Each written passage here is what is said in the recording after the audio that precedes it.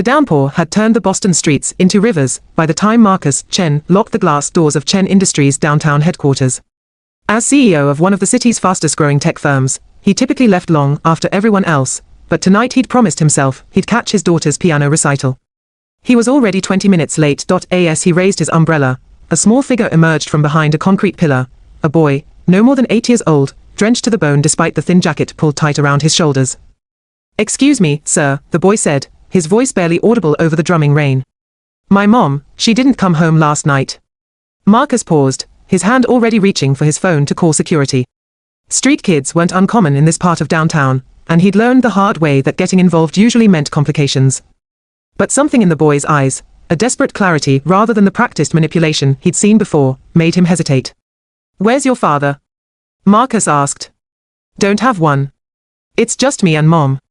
She works 2 jobs, one at the laundromat on 5th Street and another cleaning offices at night. She always comes home before I wake up, but this morning." The boy's voice cracked. Her bed was still made. Marcus glanced at his watch. The recital would be half over by now. His wife would understand, she always did, which somehow made it worse. "Have you called the police?" The boy shook his head. "Our phone got shut off last month.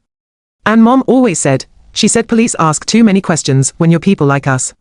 Marcus understood immediately. Undocumented, probably. One wrong move and this family could be torn apart by forces beyond a missing night at home. "What's your name?" "Daniel." "Daniel Reyes." "All right, Daniel. Show me where you live." They took Marcus's car, a sleek German sedan that seemed obscene next to the boy's soaked sneakers leaving puddles on the leather floor mats. Daniel directed him through increasingly run-down neighborhoods, until they reached a 5-story walk-up with broken exterior lights and graffiti decorating the entrance. The apartment was a single room with a hot plate, a bathroom barely large enough to turn around in, and 2 mattresses on the floor. But it was clean, meticulously so. Children's books were stacked neatly against one wall. A small shelf held 3 framed photos, Daniel as a toddler, a young woman who must be his mother, and one of them together at what looked like a church picnic. She wouldn't just leave, Daniel insisted, showing Marcus a note written in Spanish on the kitchen counter. "This is her handwriting. It says she had to cover an emergency shift and would be back by dawn. But she never came." Marcus studied the note, then the apartment, then the boy's face. In his world of board meetings and quarterly projections, he'd become expert at reading people, knowing when someone was lying, when they were desperate, when they were dangerous. This child was terrified, but he was telling the truth. "The laundromat on 5th Street, that's where she works during the day." Daniel nodded eagerly. "Mrs. Kim owns it. She's nice. She sometimes gives me dumplings when I visit after school. Let's start there." The laundromat was still open despite the late hour, its fluorescent lights harsh against the darkness outside. An elderly Korean woman looked up from folding a mountain of towels, her expression shifting from curiosity to concern when she saw Daniel. "Daniel. Where's your mother? She didn't show up for her shift today." "I tried calling but the phone's off," Marcus interjected, introducing himself. "We're trying to find her. She left last night for what Daniel says was an emergency cleaning shift." "Did she mention anything to you about extra work?" Mrs. Kim frowned, wiping her hands on her apron. "Carmen doesn't take night shifts anymore, not since that trouble at the Riverside building 3 months ago. Some man was making inappropriate comments, cornering her in empty offices. She reported it to the cleaning company, but they did nothing. After that, she only worked days here with me." A cold feeling settled in Marcus's stomach. "Do you remember which building? Or the company name?" "Riverside Towers. Big glass building near the waterfront. The cleaning service is called Spotless Solutions, they contract with half the offices downtown." Marcus knew Riverside Towers. His company had actually considered leasing space there before choosing their current location. "And you're certain she wasn't scheduled with them last night?" "Positive. I talked to her yesterday afternoon. She was planning to cook Daniel his favorite dinner, arroz con pollo. She even left early to stop by the market. But she never made it home. And she'd left a note saying she had an emergency shift at a place she'd sworn off working." "May I see your phone?" Marcus asked Daniel. The boy produced a battered flip phone from his pocket. "It doesn't work anymore. Mom couldn't pay the bill." Marcus took it anyway, turning it over in his hands. Then he checked his own phone, pulling up the number for his head of security, a former FBI agent named Patricia Wolf, who'd helped him navigate several dicey corporate espionage situations.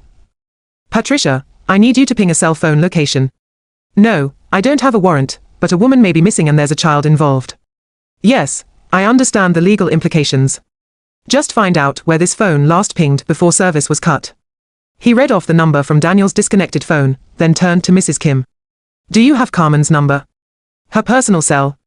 Mrs. Kim pulled out her own phone and shared the contact. Marcus forwarded it to Patricia with instructions to track both phones, Daniel's and Carmen's. Now we wait, he said, more to himself than anyone else. Daniel's hand found his, small fingers gripping tight. You'll find her. You promise?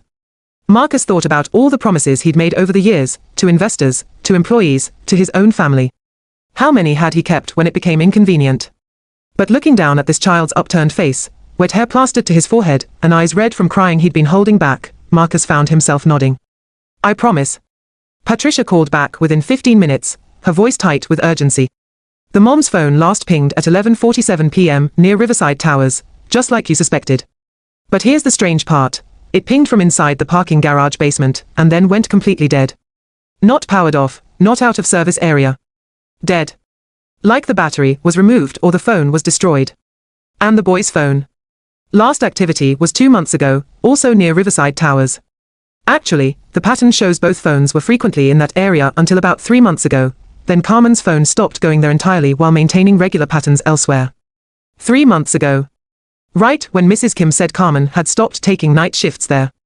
I need you to check something else, Marcus said. Pull up any police reports or complaints filed regarding Riverside Towers in the last 6 months. Specifically anything involving harassment or assault against cleaning staff. That'll take a warrant that I don't have. Then get creative. This woman has been missing for over 18 hours and there's a child waiting for answers. He hung up and looked at Daniel, who'd been sitting silently on a plastic chair, watching Marcus with an intensity that made him uncomfortable. How many adults had this boy watched make phone calls and promises, only to disappear from his life? We're going to Riverside Towers, Marcus announced. Mrs. Kim stepped forward. Maybe I should keep Daniel here while you, no. Daniel's voice was firm. I'm going with him. She's my mom. Marcus saw the determination in the boy's face, the same expression his own daughter wore when she decided something was non-negotiable. He'd missed her recital entirely now. Another broken promise to add to the pile. But somehow, he couldn't bring himself to break this one. All right. But you stay in the car unless I say otherwise. Riverside Towers loomed against the night sky, its glass facade reflecting the storm clouds rolling across the harbor. The parking garage entrance was accessible, the gate perpetually raised for 24-hour access. Marcus pulled into the basement level, his headlights cutting through the darkness. Stay here, he told Daniel, but the boy was already unbuckling his seatbelt. I can help. Look. I'm small, I can check places you can't. There was logic in that, even if every protective instinct Marcus had screamed against bringing a child into what might be a dangerous situation. But they were just searching a parking garage, he told himself. What was the worst that could happen? They split up, Marcus taking the northern section while Daniel checked the southern. The garage was nearly empty at this hour, just a dozen cars scattered across spaces marked for overnight security and cleaning crews. Marcus was examining a suspicious dark stain on the concrete when he heard Daniel's voice echo across the space. Sir. Over here. He found the boy crouched beside a dumpster in the far corner, holding up a woman's shoe, cheap, practical, worn at the heel. The kind worn by someone who spent 12 hours a day on their feet. This is hers, Daniel whispered. I know because I bought her these for Mother's Day last year. With money I saved from returning bottles. Marcus felt something twist in his chest. He took the shoe carefully, noting the scuff marks and the way the sole had worn unevenly. Then he noticed something else, a purse, partially hidden behind the dumpster's wheel. Inside was an ID card, Carmen Reyes, with a photo matching the woman from the apartment pictures.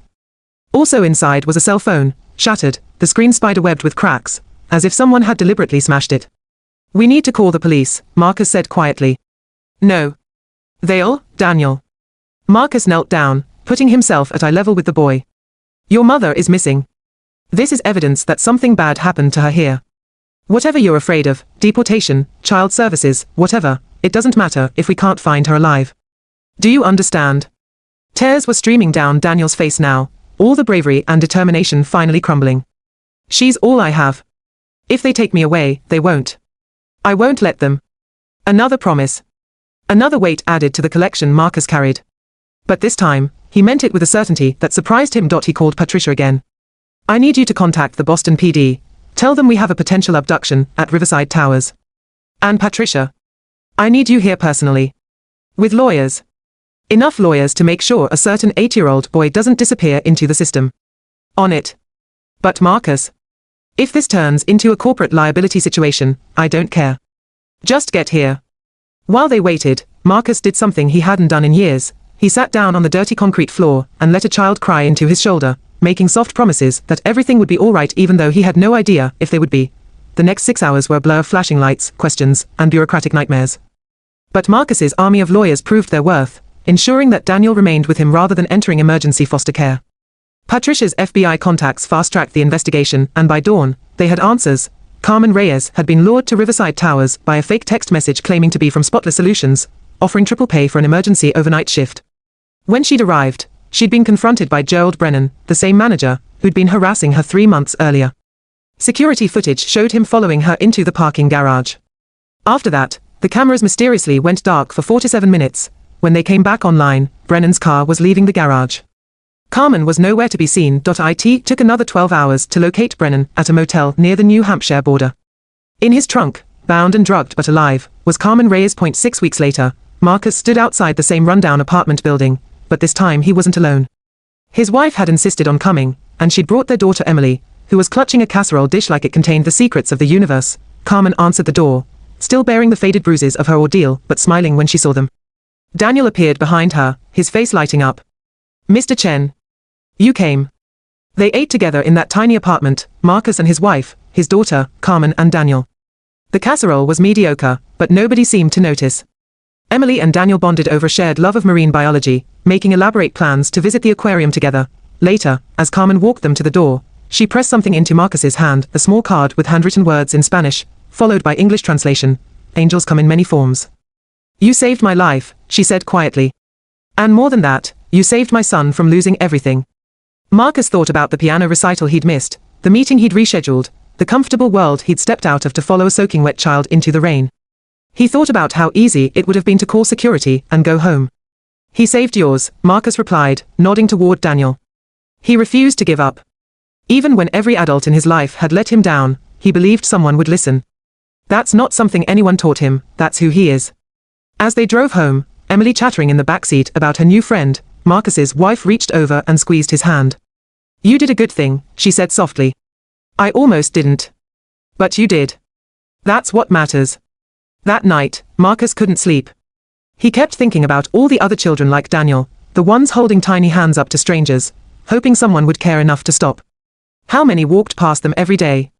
How many had he walked past? The next morning, he called an emergency board meeting. By the afternoon, Chen Industries had announced a new initiative, a 24-hour hotline and rapid response team to help vulnerable families facing crisis, with particular focus on immigrant communities. They'd also fired Spotless Solutions and hired a new cleaning company, one owned by a cooperative of former cleaners who'd formed their own business to ensure fair treatment. Was it enough? No. Would it solve systemic problems? Definitely not, but it was something. And sometimes, Marcus was learning, something was where everything had to start.